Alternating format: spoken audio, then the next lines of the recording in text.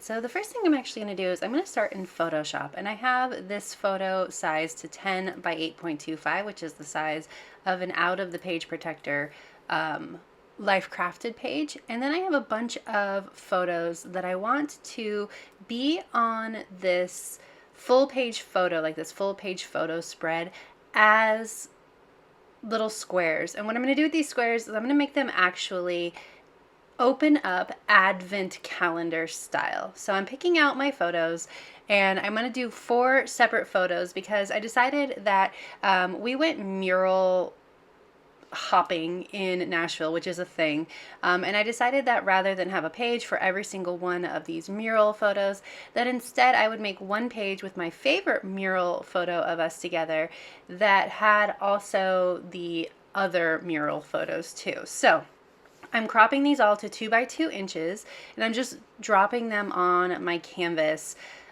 so that I can move them around and decide where I want the flaps of my advent calendar style page openings to be. So I'm just making sure that they're 2 by 2, and then I will move them around, and then I'm going to create a template that I can take into Silhouette Studio to make the actual flaps. So like if I were to just make like a PNG template in Photoshop, it would actually cut out the entire square rather than create a flap. So I'm just going to go in and kind of backwards engineer it, reverse engineer it to be a flap rather than a full square cutout. So this is my last photo, and I had to adjust the lighting on it a little bit, resize it down to 2 by 2, and then I'm going to move these around and place them where I want them to be.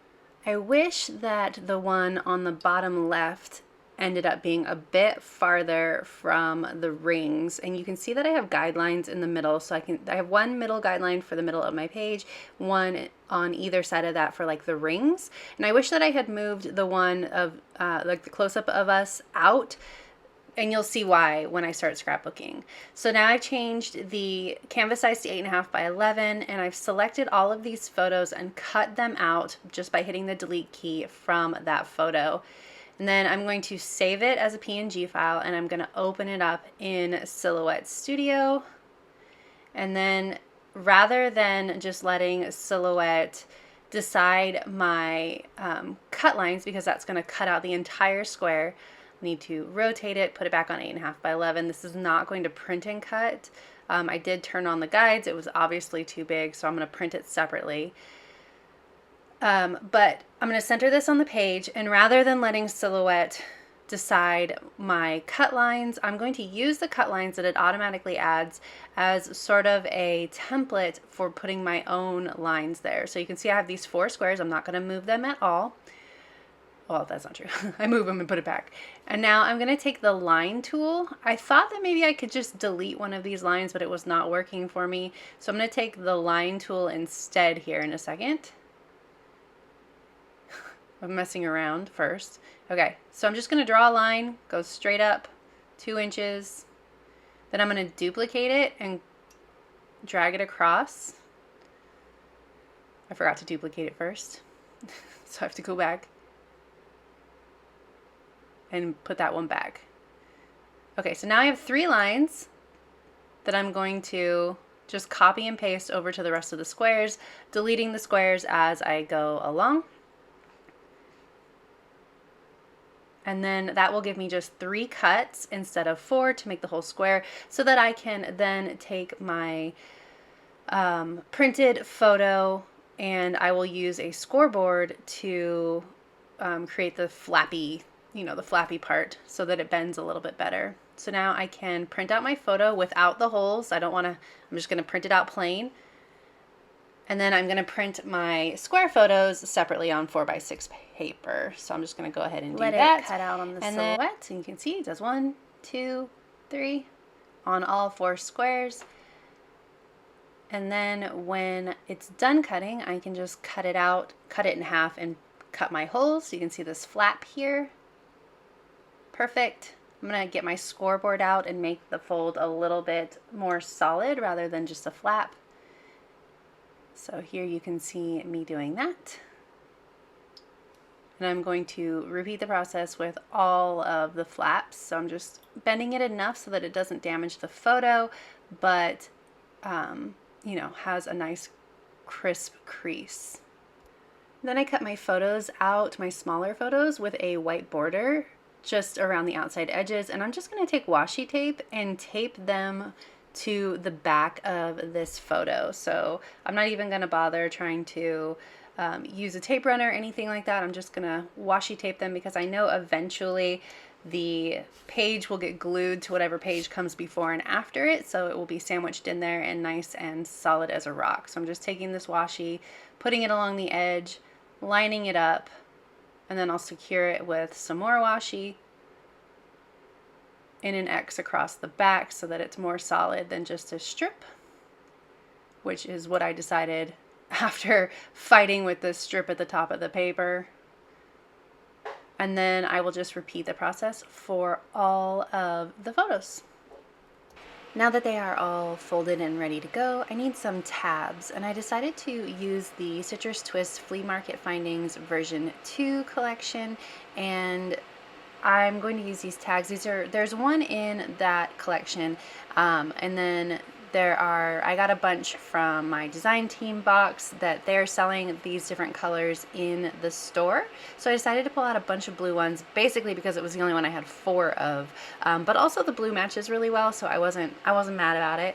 I took a pink piece of paper from the collection and I just cut 2x2 squares to back the photo flaps, and then I'm going to adhere each of these tags to the flap, and they're going to serve as the page flippers and also a place for my numbers. So I know that this video is for a numbers theme, and I'm going to use these number stamps, and I'm actually going to multi-stamp them because A, I like to multi-stamp, but B, it also is going to mimic the smoke in the photo, and I really, really like the effect. At first it's going to look just messy, but once I get them all decorated, it's just going to kind of mimic the smoky vibe of the photo, and it's going to be a really cool complement to the page. So I really like multi-stamping my stamps generally, depending on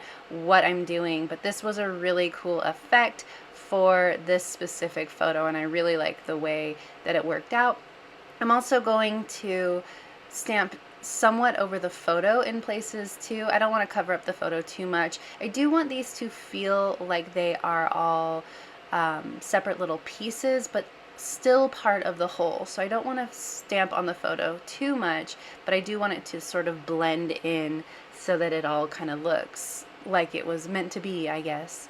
So I'm stamping 1, 2, 3, 4, obviously, so that you know what order in which to read them, because when I think of number stamps, I always think of numbered lists. It's just like where my brain goes. And so I tried real hard to, like, instead, when the prompt was number stamps, to like make a background, but I could not get this specific layout out of my head.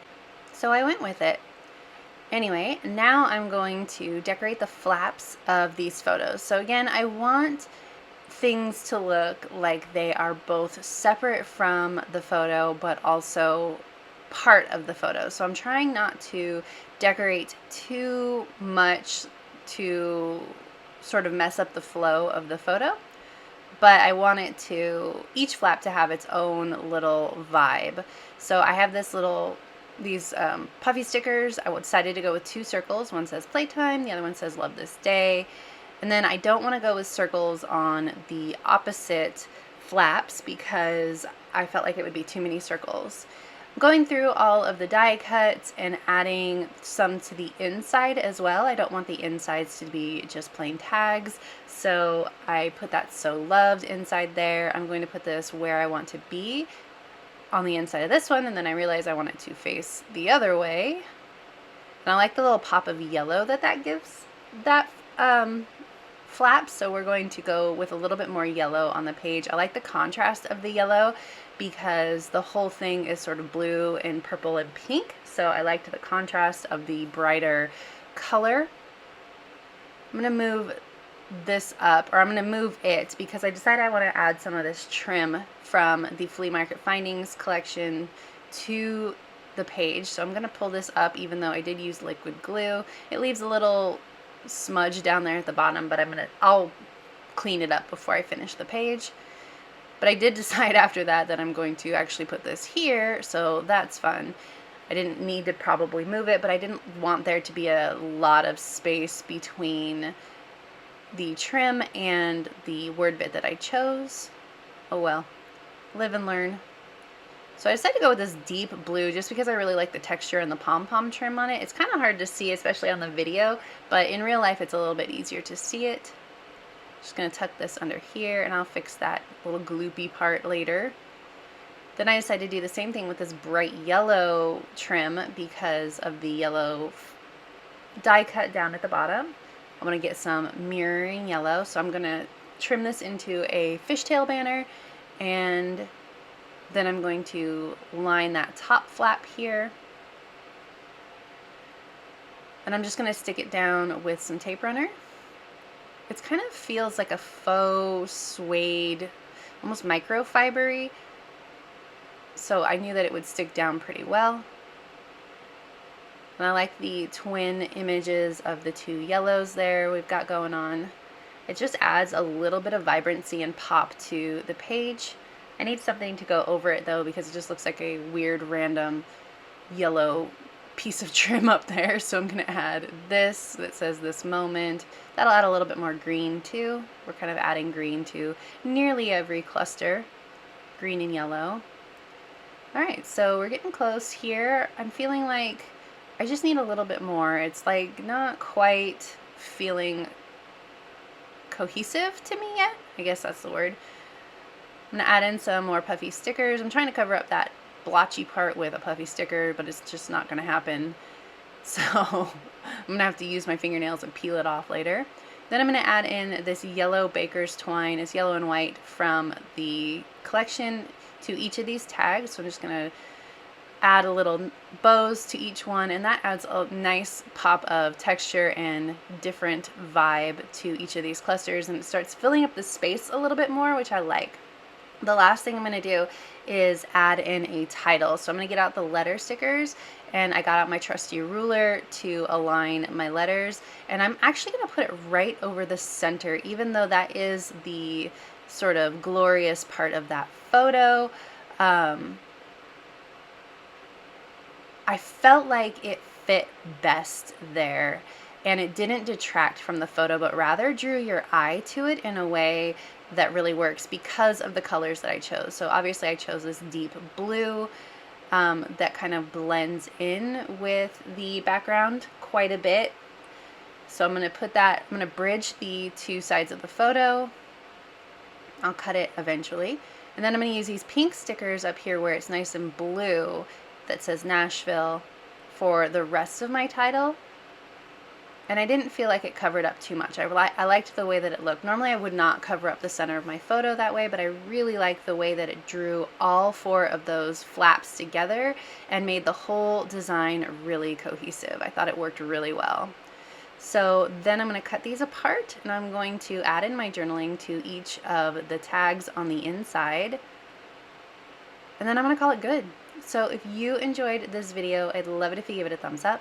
If you're new here, go ahead and subscribe. I would love to have you. If you don't already, you can follow me over on Instagram. I'm at Tracy M. Reed. I'd love to see you over there as well. I am honored to be a part of the Stretch Your Stamps series, and I will see you next time. Thank you.